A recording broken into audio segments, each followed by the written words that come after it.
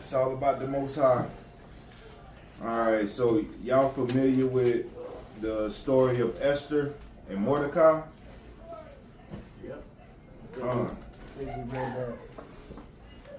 So this is just reiteration for us. You know, these feast days is reiteration for the children of Israel.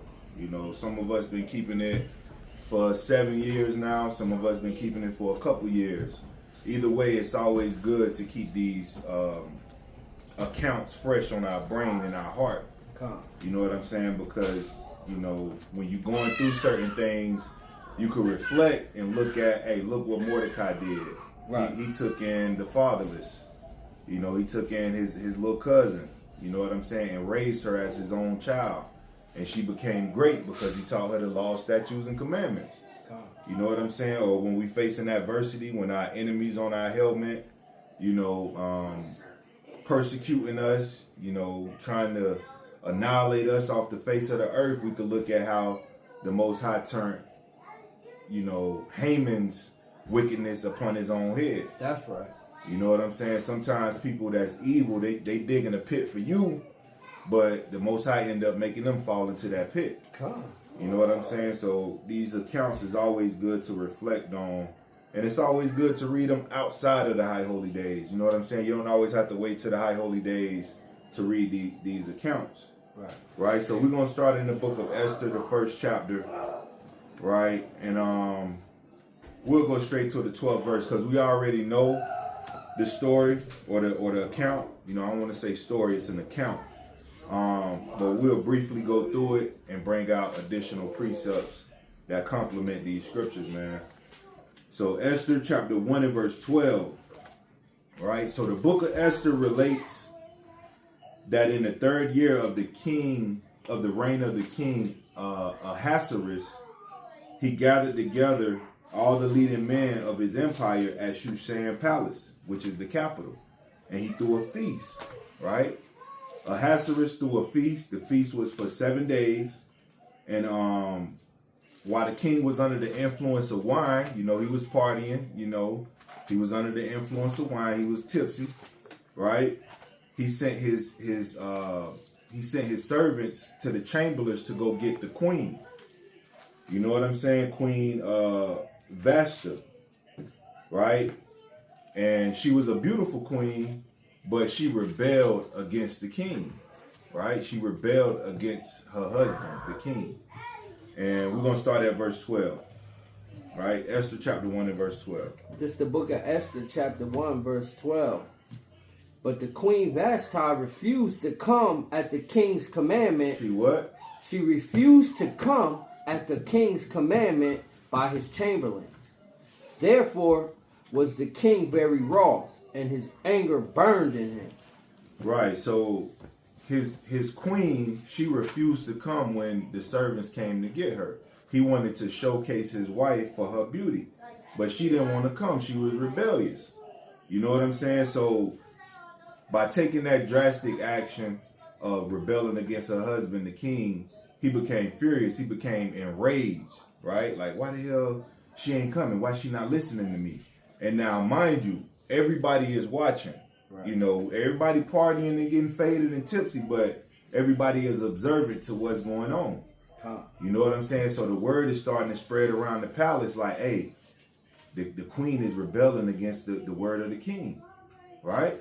So that could poison the mind of other women to do the same thing. Right. When you really put things in perspective. Read down. Verse 13. Then the king said to the wise men, which knew the times, for so was the king's manner toward all that knew law and judgment.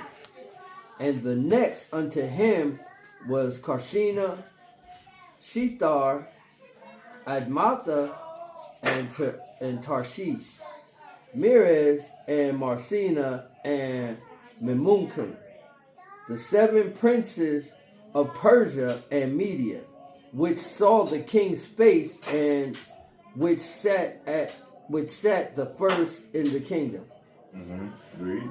What shall we do unto the queen Vashti according to law? Because she has not performed the commandment of the king Ahasuerus by the chamberlains. Right, so she didn't perform the commandment of the king. The king said, come, go get my wife so I can showcase her beauty. I'm feeling good. I'm feeling merry. We having a feast in the palace. But she refused to obey his command. Read. And Memucan answered before the kings and princes, Vashti the queen has not done wrong to the king only, but also to all the princes and to all the people that are in all the provinces of the king Ahasuerus. Right, so she didn't only offend the king, right? This ain't just about her and the king, right? She offended the princes. She offended all the people that was there in the palace celebrating because they wanted to see her too. You know what I'm saying? It's a trickle down effect. It's a domino effect. You offended the king, but not only that, you offended everybody that's around because they witnessing everything that's being displayed. You know what I'm saying? Read. Verse 17, for this deed of the queen shall come abroad unto all women. This what? For this deed of the queen shall come abroad unto all women. So this deed is going to be made known to all women in the empire. Read. So that they shall despise their husbands in their eyes when it shall be reported. The king Ahasuerus commanded Vashti the queen to be brought in before him, but she came not. Right, so all the women in the palace, all the women in the empire is going to catch wind. Oh, she rebelled against the king. My husband ain't even a king. I'm finna rebel against this nigga. Right. You know what I'm saying? This nigga is a nobody. Right. He ain't a king. Right. And the queen done rebelled against the king, so all the women mind is going to be poisoned to do the same thing. Right? So it's bigger than just what's going on with the king and queen. The whole empire is watching. Right. Read. Likewise, shall the ladies of Persia and Media say this day unto all the king's princes, which have heard of the deed of the queen, thus shall there arise too much contempt and wrath. Right, so this is going to be an issue in the kingdom. Right. If he didn't do nothing about it. Right. Oh, she could do that? I could do that? Right. That type of spirit. The monkey see, monkey do spirit. You know what I'm saying? But our people are easily influenced by wicked actions. You know what I'm saying? It rubs off on them. Like, for instance, if a woman is constantly, argumentative with her husband in front of everybody, that spirit will jump off on one of the ribs that's around witnessing it. Unconsciously or consciously, the spirit will jump off, and then next thing you know, you got arguments in your household. And you like, damn, where is this coming from? Because that spirit jumped off this sister and went to the other sister. Right? And that's all he's saying, like, hey, we got to take preventative measures from this become a serious problem in this kingdom. Because one woman do it, that's at the top rank, and then the rest of the women gonna follow suit, and then it's gonna be a problem. Now you gotta counsel all these marriages about the women not being respectable or obedient to their husbands, which goes against the scriptures. And now we talking about heathens. Now these are heathens. Yeah, they not even right. They not abiding by the law, statutes, and commandments like we are, but yet they still have some common sense to know that a man runs the household, a man rules his household well. Right, the woman's supposed to be in silence, learning, and subjection to the husband, obedient to the husband. Even they know that. Even the heathens know that. Yeah, they're not gonna let you disrupt the pomp and circumstance of what they got going on. They were having a royal affair. You know what I mean? So you not showing up, that's just you dishonoring in your head. That's right, dishonoring the head, man. Go to Proverbs 14:1. Hold that in Esther, but go to Proverbs 14:1. And then we'll get back to the account. This is the book of Proverbs, chapter 14, verse 1. Every wise woman buildeth her house, but the foolish plucketh it down with her hands. Right, so every wise woman, every virtuous woman, a woman that's abiding in the law, statutes, and commandments, she going to build up her household. right? Through the spirit, physically, she's gonna build up her household. She's gonna tend to her flock. You know what I'm saying? But the foolish plucketh it down with her hands, with her works, right? So a rebellious woman can destroy her home, and she can influence other women to destroy their homes as well. Right. You know, that's what we see all day out here in Babylon, man, with your Cardi B's and your Meg Thee Stallions and your Love and Hip Hops, right? You see these women tearing down their households. For what? For nothing, man. For crumbs from the master table. You know what I'm saying? For notoriety, for fame. Illusion, vainglory. You know what I'm saying? They tearing down their homes. I'm telling you. They have a perfect husband, right? Perfect children. And yet they looking for something outside of that. You know what I'm saying? They thinking an NBA player is gonna come and just miraculously scoop them off their feet and come and spoil them and change their whole world. But that ain't the case, man. That ain't the case. Jump back to Esther 1 and verse 19.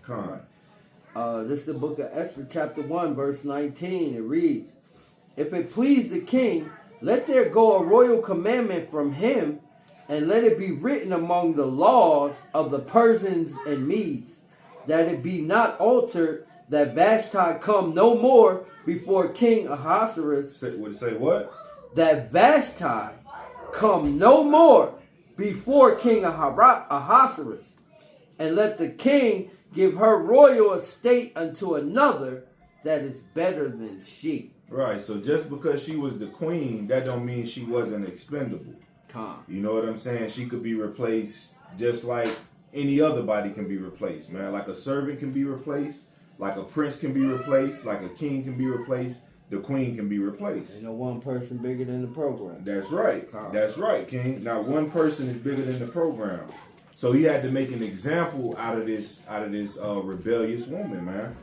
It had to be done, because if he didn't make an example out of her, it would have been a shit show in Shushan Palace, man. It would have been a shit show. So in Shushan lived a sage and devout Jew named Mordecai, right? One of the exiles from Jerusalem. He had adopted his own cousin, his orphan cousin, as his daughter, right? Her name was Hadassah, whose Persian name is Esther, right? Because she was a Hebrew, but she had a Persian name that was Esther. For the maiden was beautiful and lovely, right? So we're gonna come into to the account where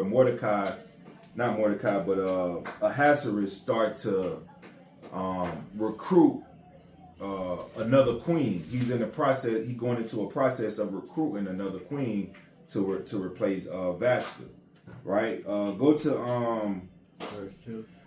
No, go to the 2nd chapter in the 7th verse. Okay. Esther chapter 2 and verse 7. We just gonna roll through it because we already know it a little bit.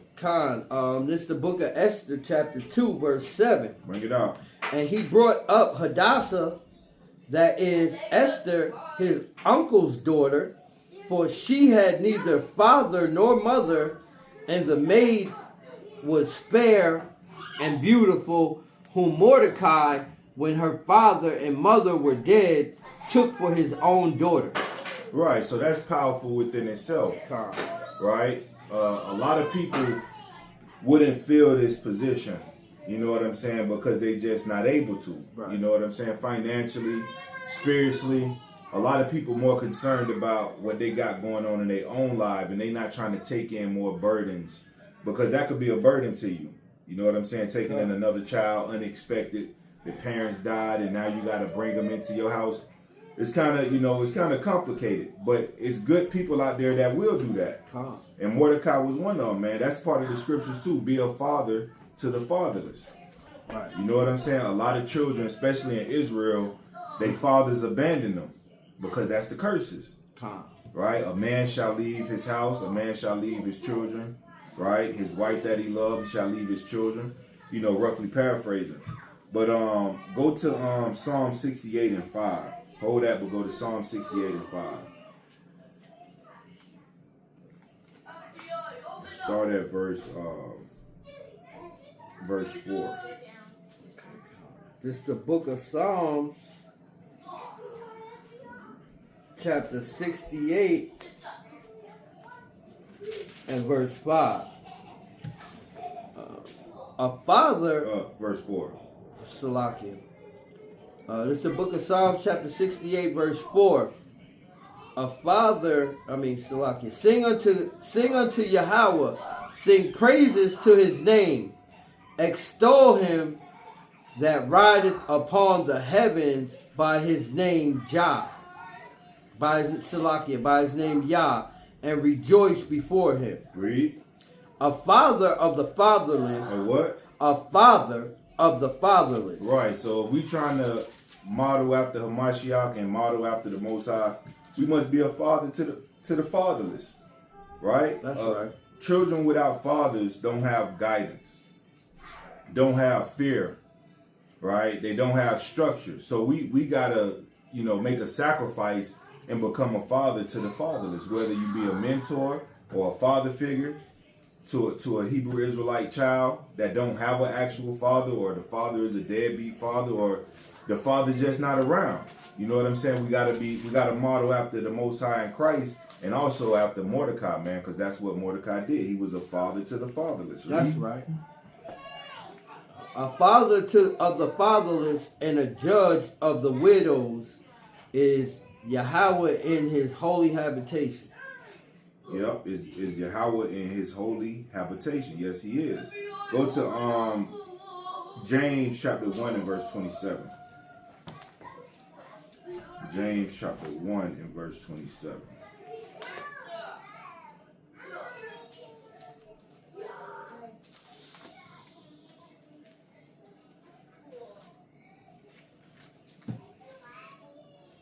This is the book of James, chapter 1, verse 27. Pure religion and undefiled before Yahweh and the Father this is, to visit the fatherless and widows in their affliction, and to keep himself unspotted from the world. Right? Read that again. Verse 27. Pure religion. Religion just means culture, right? Religion goes into culture. Read. Pure religion and undefiled before Yahweh and the Father is this, to visit the fatherless. To visit the fatherless, man. We got to check up on the fatherless. Right. Right? See how they holding up. You know what I'm saying? Let them give you a report. You got to tap in with our people, man. Right? Read. To visit the fatherless and widows in their affliction, and to keep himself unspotted from the world. Right, so that's our job. That's our assignment as servants of the Most High. We have to visit the fatherless and widows in their afflictions. Right. Right? Like when we see our brothers and sisters, or our brothers get gunned down in the streets and they leave behind children, hey, we need to check up on them children, man. That's right. In the midst of their affliction, we need to check up on them. We need to check up on their mothers. That's right. Right? Because when Esau come in and take us out, they taking the father out the home and they taking the husband out the home. So now there's widows and fatherless children. You know what I'm saying? And we got to be mighty men of the Lord and go visit our people in the time of their affliction. That's commandment, man. That's commandment, right? It says, and to keep himself unspotted from the world. Right? You can't play both sides in this truth. Right? You can't be telling people to keep the commandments, obey the laws, keep the faith, and then as soon as you leave from teaching, you're going to be wicked. You can't do that, man. You can't do that in this truth. You can't be celebrating a high holy day today and then going celebrating a pagan custom tomorrow. Right. You can't do that. That's wicked. That's evil. You know what I'm saying? And teachers are held more accountable than those that's just, sitting back and observing and learning. A teacher is in a powerful position. So if you not exceeding the righteousness of the Pharisees, hey, you're not going to inherit the kingdom, man. That's right. If you being a hypocrite, you're not going to stand before the Most High. Right? So you got to be unspotted from the world. You can't have no spots or blemishes in this truth, man. You got to keep purifying yourself. and fall for your first love. Go back to your first love, man. Take your notes, study, read, act like you just came in this truth, man. Don't get too high and mighty where you stop taking notes when you watch a video, man. Keep your notes going. Right. You know what I'm saying? And let's go back to Esther. We was on chapters 2 and 7. Yes. And read verse 7 again. Okay. This is the book of Esther, chapter 2, verse 7. Bring it out. And he brought up Hadassah, that is Esther, his uncle's daughter, for she had neither father nor mother, and the maid was fair and beautiful, whom Mordecai, when her father and mother were dead, took for his own daughter. Right. So Mordecai adopted his cousin, right? And she was fair. She was beautiful. Keep going. Yeah, keep reading, King. So it came to pass, when the king's commandment and his decree was heard, and when many maidens were gathered together unto Shushan, the palace, to the custody of Haggai, that Esther was brought also unto the king's house to the custody of Haggai, keeper of the women. Read. And the maiden pleased him, and she obtained kindness of him. And he speedily gave her things for purification, with such things as belonged to her, and 7 maidens which were meet to be given her out of the king's house. And he preferred her and her maids unto the best place of the house of the women. Right. So Ahasuerus done did his recruitment, and Esther was part of that recruitment, and now he's freshening these women up, man. He getting these women ready for him. Right? Read. Salakia. And the maiden pleased him, and she Salakia. Verse 10. Either had not showed her people nor her kindred, for Mordecai had charged her that she should not show it. And Mordecai walked every day before the court of the women's house to know how Esther did and what should become of her. Right, so he checking up on Esther. Yeah. You know what I'm saying? He keeping his eye on Esther. Read. Now, when every maid's turn was come to go into King Ahasuerus, after that she had been 12 months, according to the manner of the women, for so were the days of their purifications accomplished, to wit, 6 months with oil of myrrh, and 6 months of sweet odors, and with other things for the purifying of the woman. Right, so he purified these women for a year. Right? What is 6 months of what? Myrrh? Myrrh and 6 months of odor, scents. Of other type of fragrances. Yep. He had them, marinating. Calm. And good fragrances, man.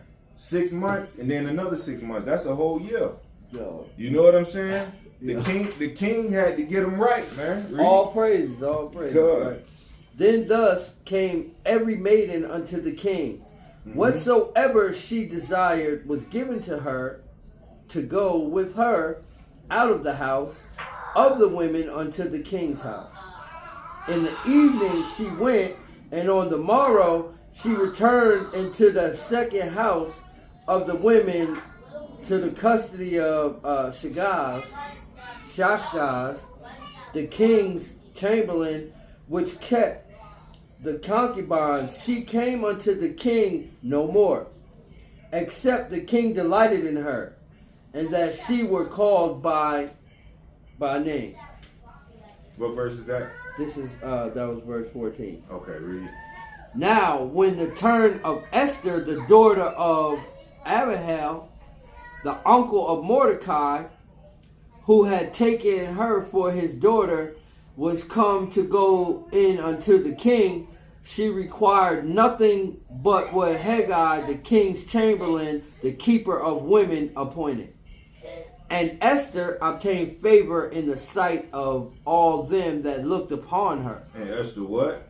And Esther obtained favor in the sight of all them that looked upon her. So Esther obtained favor. She worked for that. She earned that. by her hospitality, her demeanor, her obedience, her mannerisms. She earned favor, right? And she feared the Most High and kept the commandment. So she earned that favor, right? Read. So Esther was taken unto King Ahasuerus into his house, royal in the 10th month, which is the month Tebeth, in the 7th year of his reign. Right, so the 10th month, and according to the Hebrew calendar, is known as Tebeth. Right, the 10th month is known as Tebeth. Read. And the king loved Esther above all the women. And he what? And the king loved Esther above all the women. So Esther was chosen. She was favorable. She was favored. He loved her above all the women that he had. And he had a plethora of women to choose from. Right? But Esther was the one that stood out the most. A Hebrew Israelite woman. Read. And she obtained grace and favor in his sight, more than all the virgins, so that she set the royal crown upon her head and made her queen instead of Vashti. Right, so Esther was a more worthy woman than Vashti, right? And she was a Hebrew Israelite woman. She was a Jew, man. Right? She straight up replaced Vashti. Vashti thought she was irreplaceable. Right. You know what I'm saying? She got comfortable where she was at. You know what I'm saying? And the king snatched that mat from under her, man. Right. And Vashti learned firsthand Deuteronomy 7 and 6. God, firsthand. Yeah, she learned that firsthand. Yeah. He set her above all people, man. Right? Verse 18. Verse 17 again. Okay. And the king loved Esther above all the women, and she obtained grace and favor in his sight more than all the virgins, so that he set the royal crown upon her head and made her queen instead of Vashti. Right, like the Most High say, you humble yourself, you're going to be exalted. Right. You know what I'm saying? And that's exactly what happened to Esther. She was exalted. She was meek. She was humble. She was submissive. Right? She was everything that the king desired. And that's why she was chosen, man. Right? So let's jump to the 9th chapter. Let's jump to the 9th chapter and go to the 20th verse. All right? So from now until, tomorrow evening, or even the day after that, we should be reading Esther. You know what I'm saying? Getting the whole, account of the situation. But we just going to go through it tonight because we already know this, but it's just for edification purposes. Right? So go to Esther chapter 9 and verse 20 and read down, King. Okay, this is the book of Esther, chapter 9, verse 20. And Mordecai wrote these things and sent letters unto all the Jews that were in all the provinces of the king Ahasuerus, both nigh and far, to establish this among them, that they keep the 14th day of the month Adar and the 15th day of the same yearly. Right. So we're gonna get into this book called Who's Who in the Bible, and we're gonna go to Mordecai, and we're gonna read who Mordecai is and what he did and why he sent these letters out. Right? Read about Mordecai.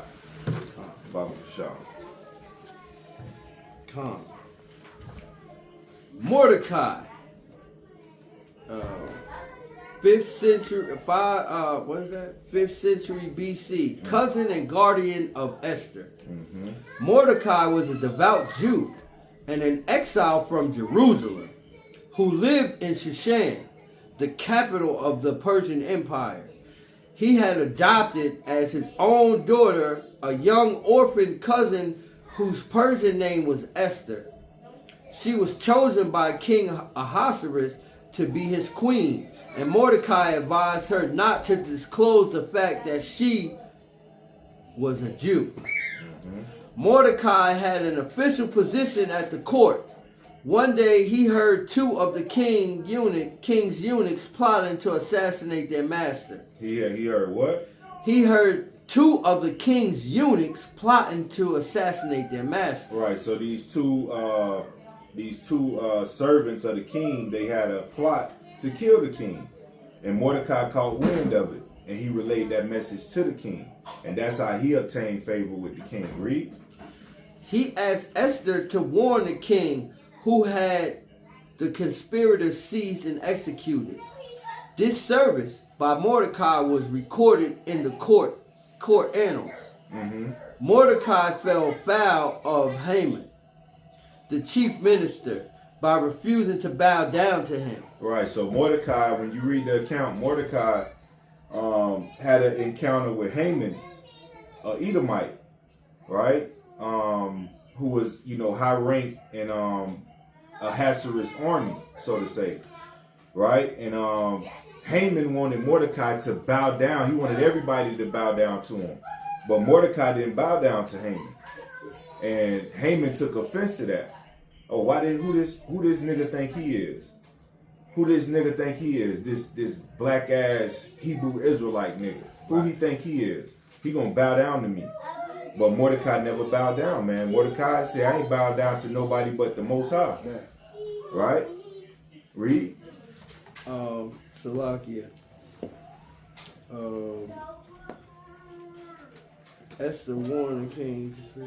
Mordecai fell foul of Haman, the chief minister, by refusing to bow down to him. Haman, determined to kill not only Mordecai, but all the Jews. So just because Mordecai didn't bow down to Haman, Haman got that perpetual hatred in his heart. He wanted to kill all the Jews. Right? He wanted to exterminate the Jews off the face of the earth, man. That's that perpetual hatred from Genesis. The days of mourning of my father at hand, then I would slay my brother Jacob. He just looking for a reason and opportunity to kill the whole nation off of one person. That's right. So they knew Mordecai was Jew. They knew he was a Jew. Yep. Read.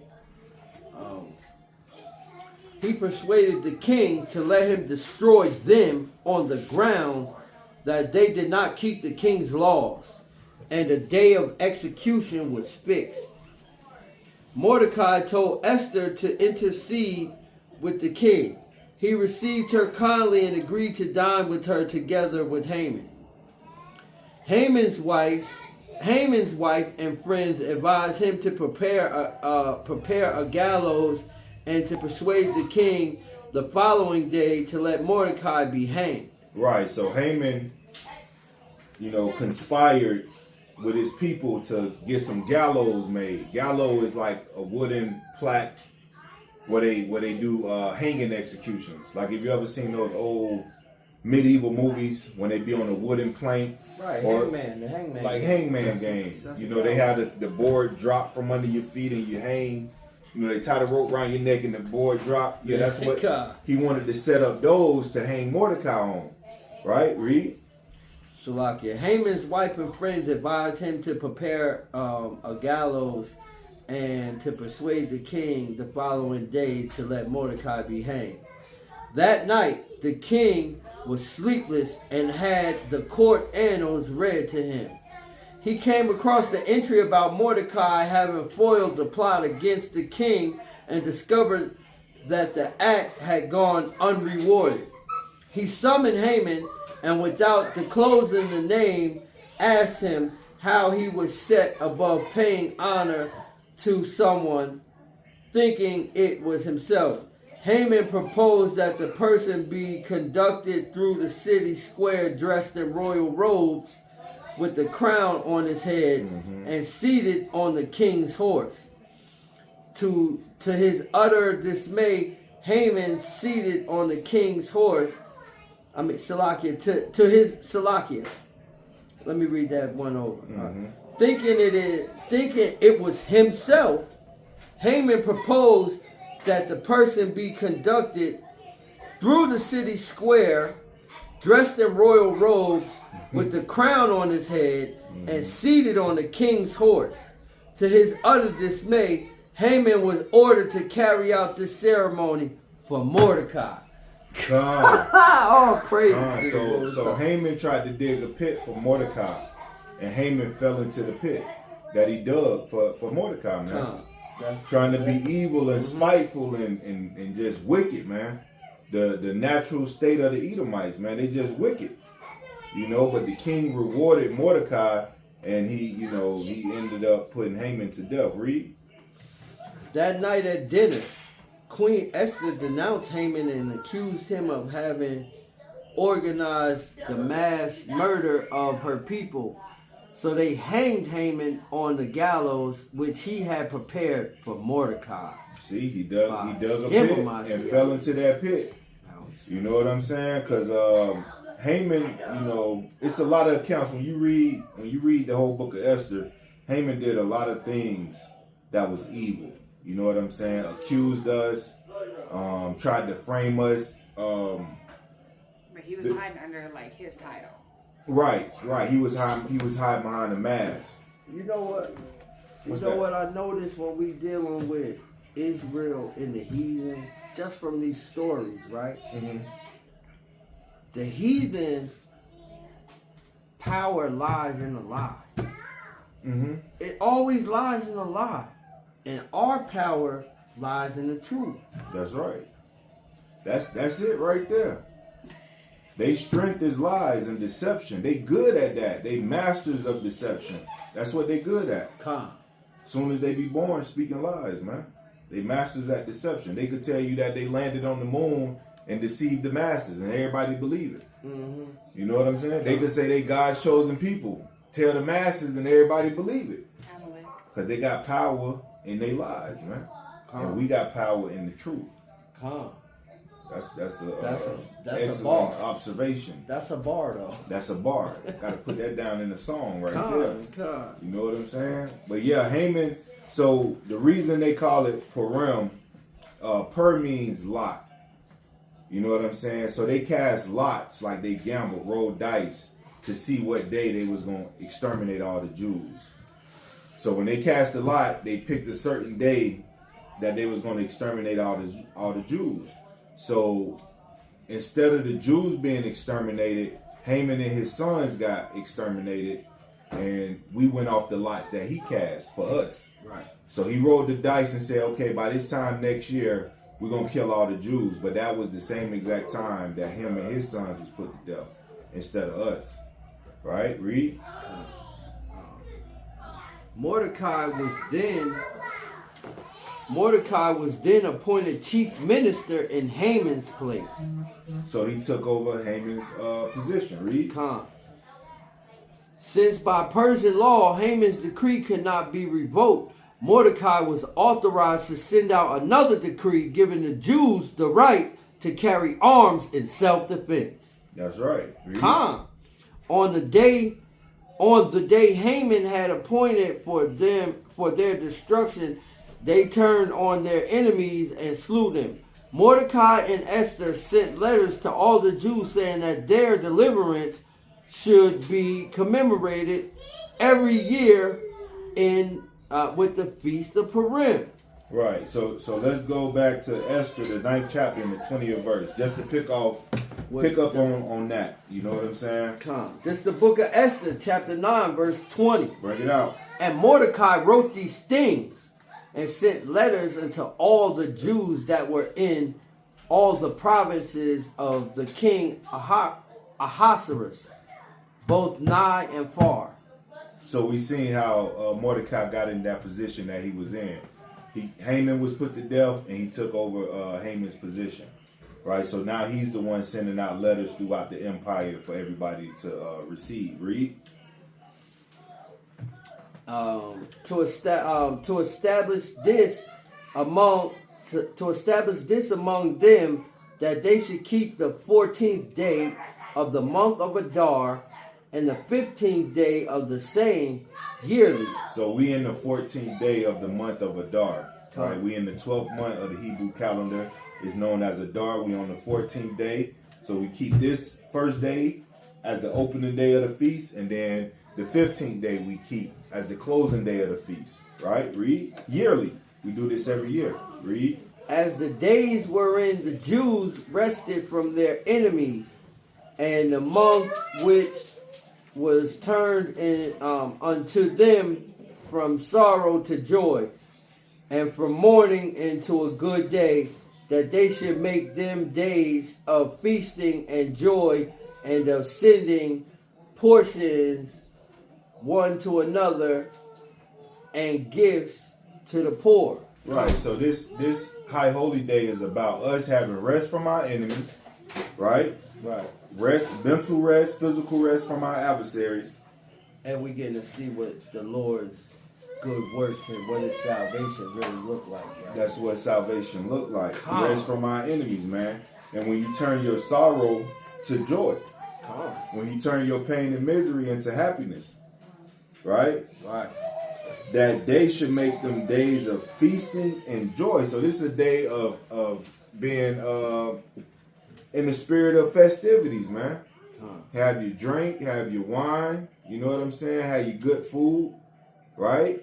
And enjoy the feast, man. This is a day of mirth, a celebration, right? It's saying from mourning into a good day, right? So your spirit shouldn't be down no matter what. You should have a uplifting spirit today, because this is a powerful account that we witnessed as a nation of people. Right. The Most High turned us from a dunghill and put us on high in front of a heathen nation, a nation of heathens.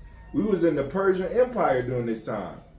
We was following the customs of the Persians. Right. But we still kept the law, statutes, and commandments. We still knew who we were. We didn't lose our identity, even though we was under the rulership of the Persians, man. Right. We had favor. No matter where Israel go, no matter what captivity we in, Israel gonna always have that favor, man. That's just who we are. Just like Joseph, right? Joseph had favor in the Egyptian Empire, man. He was next under Pharaoh. You know what I'm saying? He had rulership. He had rulership, and that's just like Mordecai. Mordecai was next under the king, man. You know what I'm saying? And he earned that from being truthful. You know what I'm saying? From being truthful. We witnessing that. We witness it right now. Mm-hmm. Deuteronomy 30 happening to our enemies. And he put the curses. The Lord on is putting the curses on our enemies, just like he put the curse on Haman here. Right. He put the curse on Vashti and Haman. They both got overlooked and overthrown. Yeah. Whoever exalts themselves should be a base. He'll make them a base, man. It say, and then we also send portions to one another and gifts to the poor. So during these feast days, it's okay to give alms and give gifts to the poor. That's what we're supposed to do in this time. Right. You know what I'm saying? Read verse 23. And the Jews undertook to do as they had begun, and as Mordecai had written unto them, because Haman, the son of Hamathadiah, the Agagite, the enemy of all the Jews. The Agagite, that's Amalek, right? That's Esau, but that's also Amalek. Read. The enemy of all the Jews. And that's our enemy. Amalek is our enemy. Esau is our enemy. That's right. And it ain't about colorism. It's about a bloodline. This bloodline hate our bloodline. Read. And the enemy of all the Jews had devised against the Jews to destroy them, and had cast that is the lot. Right, they had cast per. Per means lot. Right. Or like rolling dice, gambling, flipping a coin. Right? And they had cast that is lot. Read. To consume them and to destroy them. So Purim means lots, because the I-M or the Y-M is plural. Right. So Purim mean lots, feast of lots, right? Because they cast lots to kill us, but they end up falling into that snare. Read. But when Esther came before the king, he commanded by letters that the wicked device which he devised against the Jews should return upon his own head, and that he and his sons should be hanged on the gallows. Read. Wherefore they called these days Purim, after the name of Pur. Therefore all the words of this letter and of that which they had seen concerning this matter, and which had come unto them, the Jews ordained and took upon them, and upon their seed, and upon all such as joined themselves unto them, so as it should not fail, that they would keep these 2 days according to their writing, and according to their appointed time every year. Right. So Haman dug a pit for us. Go to Psalm chapter 7 and verse 15. Father Kashaw. This is the book of Psalms, chapter 7 and verse 15. He made a pit and digged it, and is fallen into the ditch which he made. Read that again. He made a ditch and digged it. That's what Haman did. He made a ditch and dug it. Read. Right. And is fallen into the ditch which he made. And he fell into the own pit that he made, man. You know what I'm saying? That's scripture. So be careful with your intentions on how you treat people, and you trying to set them up for something, because you can end up falling into that trap. You know what I'm saying? Don't try to trap your brothers and sisters. You know what I'm saying? Just, keep the commandments. Fulfill the whole duty of man. Have a good heart towards your people. Look, 15. His mischief shall return upon his own head, and his violent dealing shall come down upon his own pay. That's right. Right? That's Esther 9 and 25. It says, what it say? Which the device against the Jews should return upon his own head. And that he and his sons shall be hanged on the gallows. Right? That's scripture, man. Right? Go down to verse 26 again. Okay. We just read it, but let's read verse 26 again. This is the book of Esther, chapter 9, verse 26. Wherefore they called these days Purim, after the name of Pur. Therefore, for all the words of this letter and of that which they had seen concerning this matter, and which had come unto them. Right, jump down to verse 28.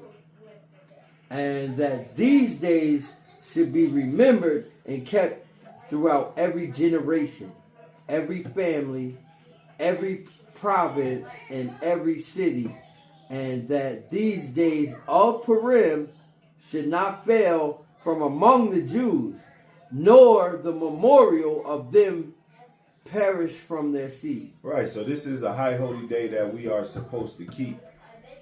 Generation after generation, every family, every province, every city.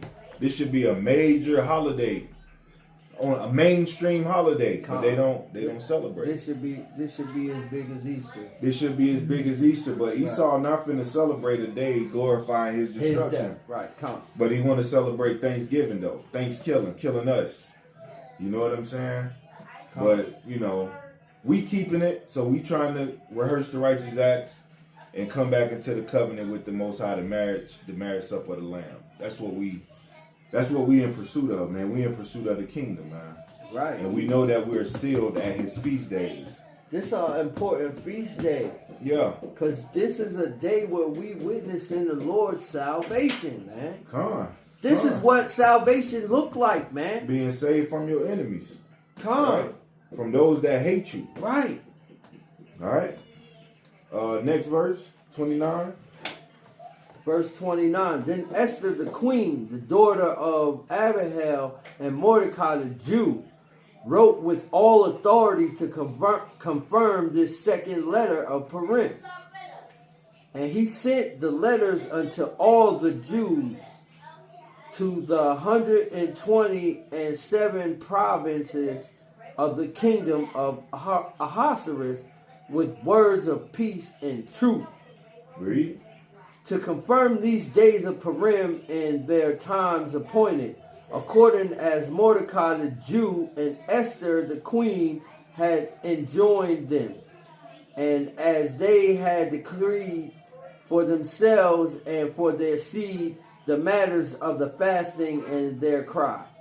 Read. And the decree of Esther confirmed these matters of Purim, and it was written in the book. Right, and we reading that book right now.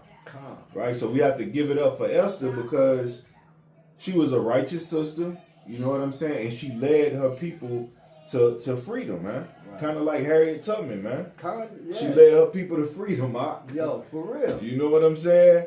She led them to power. Yeah. And she made this, her and Mordecai made this a holy decree to follow year in and year out. Mm-hmm. Yeah. That's powerful, man. Throughout our generations. You know, Esther, man, this couldn't have never happened without the Most High using Esther, man.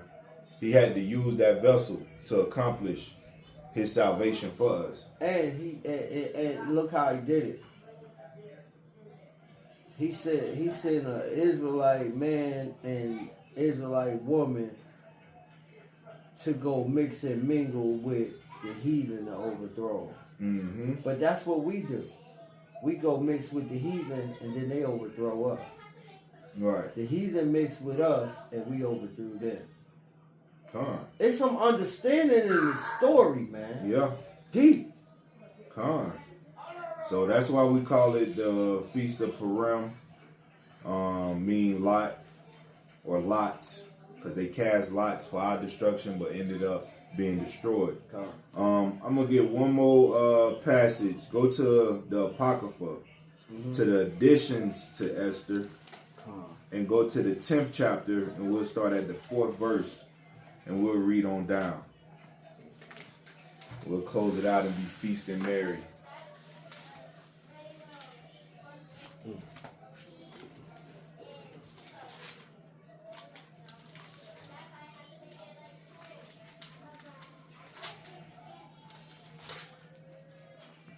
Oh, praises. You want me to go where? 10 and start at verse 4. Baruch Hashem. Now we're going into our Greek captivity as far as the Apocrypha, right? Got our Persian and our Greek captivity in here, so the lingo kind of changed a little bit. Okay. This is the rest of Esther chapter 10 and verse 4. Then Mardochus said... That's Mordecai. Read. Right. Then Mardochus said, God hath done these things. For I remember a dream which I saw concerning these matters, and nothing thereof has failed. So this is now going into the vision or the dream of Mordecai that he had during the time we was going through our affliction with Haman. Right? Read. A little fountain became a river, and there was light, and the sun, and much water. This river is Esther, whom the king married and made queen. Right, so in his vision, he saw a fountain become a river, and that river was Esther, right? Read. And the two dragons are I and Haman. And that's Haman, Mordecai and Haman. But in this particular book right here, they call him Haman, but that's Haman. The two dragons was I and Haman. Read. And the nations were those that were assembled to destroy the name of the Jews. Right, so Haman had a whole army ready to come down on us, man. To bring the hammer down on the Israelites. Right, read. And my nation is this, Israel, which cried to Yahweh and were saved. Right, so we sighed and cried to the Most High because our enemies wanted to destroy us unjustly, just because they had hatred in their heart. So we fasted, we prayed, we cried to the Most High, man, and he delivered us. Read. For the Lord hath saved his people, and the Lord hath delivered us from all those evils, and God hath wrought signs and great wonders which have not been done among the Gentiles. So all the nations got to witness our deliverance. Just like out of Egypt, right? Just like out of all our captivities, man. The Most High deliver us with a mighty hand. Just like in the time of Judas Maccabees, man. We just leaving out the destruction of Nicanor. Hey, he delivered us from our adversaries then. Come. The day before the celebration of the Feast of Lots, man. Read. For the Lord hath saved his people, and the Lord hath delivered us from all those evils, and Yahweh hath wrought signs and great wonders which have not been done amongst the Gentiles. Therefore he made 2 lots, one for the people of Yahweh, and another for all the Gentiles. Read. And these 2 lots came at the hour and time and day of judgment before God among all nations. So Yahweh remembered his people and justified his inheritance. He what? Remembered his people and justified his inheritance. Right, because the Most High is going to justify us in that day, man. Right. He's going to justify us. Why? Because we are his inheritance. He's not finna just let us go slave and persecuted and killed unjustly. That's right. And not justify us, man. Come. He remembered his people and justify his inheritance. And the only way the Most High began to remember his people is when we turn back to the covenant. That's when his remembrance come back for us. When we doing what the words say, keeping his high holy days, keeping his laws, statutes, and commandments in the faith of Hamashiach, then that light bulb go off in the Most High head like, oh, yeah, these my people. I almost forgot. You know what I'm saying?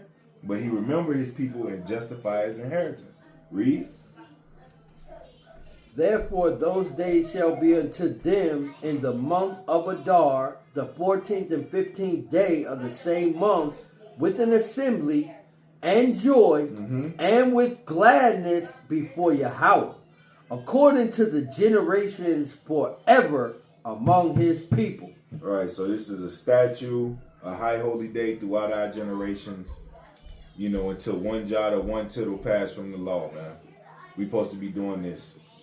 All right? We supposed to be keeping this to heaven and earth pass. We supposed to be keeping this, man. You supposed to teach your children how to keep it, right? Let them know what their day is, what they celebrate, and they teach their children how to keep it. That's right. You know what I'm saying? Keep them close to this word, man.